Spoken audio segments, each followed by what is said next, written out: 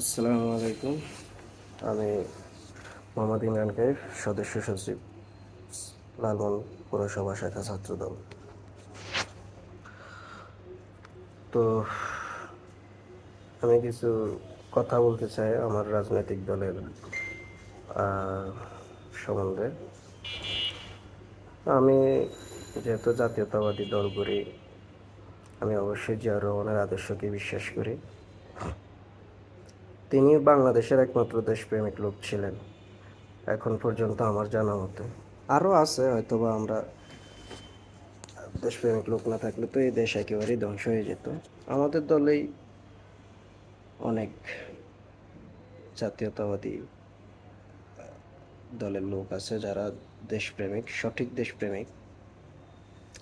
তো ইদানিং দেখতেছি আমাদের দলের ভিতরে আওয়ামী লীগের একটা ভাইব চলে আসছে। আওয়ামী লীগ 15 বছর জবরদখল করেছিল,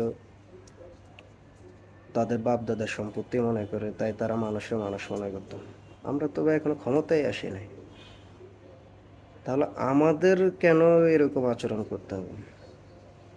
আমি আমার জায়গা থেকে ঠিক থাকলে আমি আমাকে তো কেউ খারাপ বানাইতে পারবে না।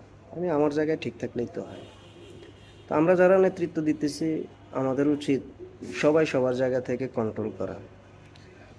তো আমি নিজেও অবশ্যই ওইভাবে কন্ট্রোল করতে পারি না। আমি যতটুকু পারছি আমার পৌরসভায় আমি ততটুকু করেছি। বাট আমার উপজেলায় যারা সিনিয়র নেতৃবৃন্দ আছে নীতি নির্ধারণী পর্যায়ে, তারা তো আমার এলাকার 6বারের সাংসদ হাফিজ সাহেবের নাম ডুবায় অলরেডি সারখার করে দিছে। ওনার যে একটা সুনাম ছিল, বিএনপির নাম ডুবাইয়া দিছে, শুধু হাফিজ সাহেবের নাম না। এলাকায় চাঁদাবাজি থেকে শুরু করে চর দখল সব কিছু মোটামুটি খাওয়া শেষ। আর মোটামুটি আর 10 বছর রাজনীতি ওনাদের না করলে চলবে। আমরা যারা প্রোগ্রাম করছি 200 লোক ঠিকমতো পায় নাই। আজকে উনি দেখা যায় মিলাদ পড়াইতে গেলেও 2000 লোক নিয়ে যায়। উনি নিজেই দেখা যায় আবার মুনাজাত ধরে, উনি হুজুর, উনিই সব কিছু। তো যাই হোক, এরকম পাওয়ার পাইলে দেখা যায় হয়তো আমিও করতাম মনে হয়, কিন্তু আসলে পাওয়ার থাকলে যে করতে হবে বিষয়টা এমন না।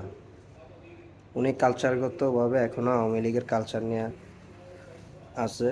কারণ হচ্ছে উনি শিখে না, উনি শিখছে শুধু আওয়ামী লীগ যেটা করবে আমরাও সেটা করতে হবে, এই আদর্শে উনি আদর্শিত। উনি জিয়াউর রহমানের আদর্শ ওনার ভিতরে নাই। তো যেহেতু আমি আমার একটা এলাকা নিয়ে উদাহরণ দিলাম, সারা বাংলাদেশের 64টা জেলায় কত হাজার থানা আছে, কত হাজার ইউনিয়ন আছে, ম্যাক্সিমাম লোকের ভিতরে আওয়ামী লীগ, আওয়ামী লীগের চেতনা চলে আসছে। আরে ভাই, দল করছি বিএনপি, আমরা দল করছি জিয়াউর রহমানের, আমরা আওয়ামী লীগের চেতনায় যাবো কেন? আমাদের উচিত যার যার জায়গা থেকে সংশোধন হওয়া। আমি জনাব অ্যাক্টিং চেয়ারম্যানের কাছে আমার রিকোয়েস্ট, আমি একটা ক্ষুদ্র মানুষ, ছোট মানুষ, আমার এই দলের পিছনে 15 বছরের শ্রম আছে। আমি আমার জায়গা থেকে সাফারার, যে যে দলের জন্য এত কিছু করছি সেই দলটা যদি অন্যান্য মানুষের জন্য ধ্বংস হয়ে যায়, এটার খেসারত তো ভাই আমাকেও দিতে হবে। অতএব আমি আপনার কাছে আমার বিনীত অনুরোধ যে আপনি এগুলা কন্ট্রোল করেন, আপনি অ্যাকশনে যান, আপনি কঠিন সিদ্ধান্ত গ্রহণ করুন।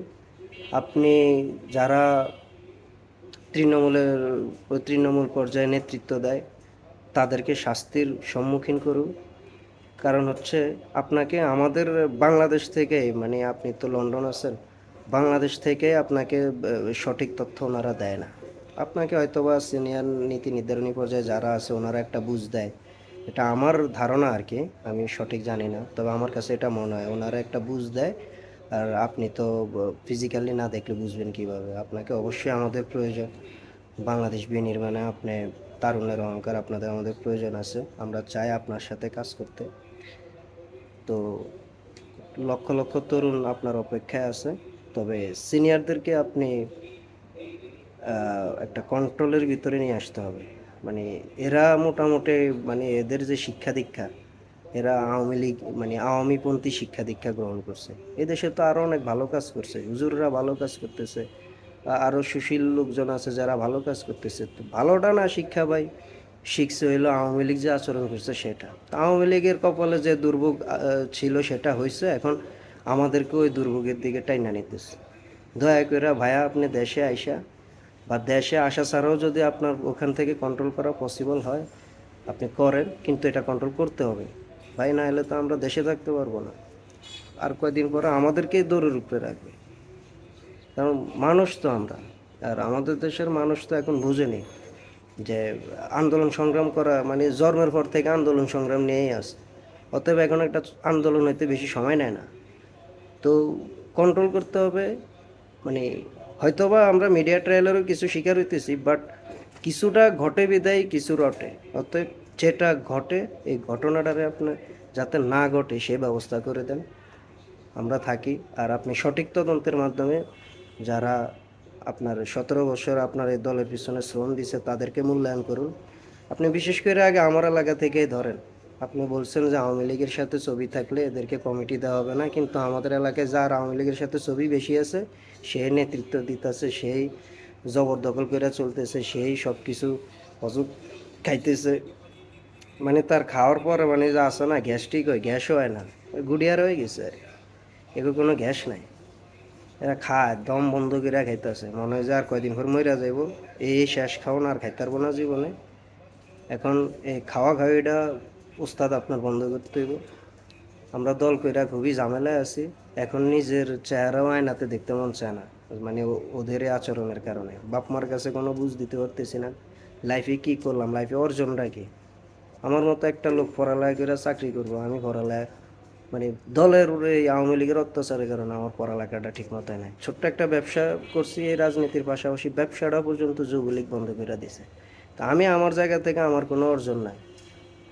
এটা বিয়ে শাদি করবো, টাকার জন্য বিয়ে শাদি করতে পারতেছি না, মানে বা আমার একটা টাকা তো পরের হিসাব, আমার তো একটা স্থায়ী কিছু দরকার, স্থায়ী কিছু নাই। 15 বছর তো দৌড়ের পেয়ে ছিলাম, পলানের উপরে আসছিলাম, ওই দেখা যায় আমি ভোলার লোক লাল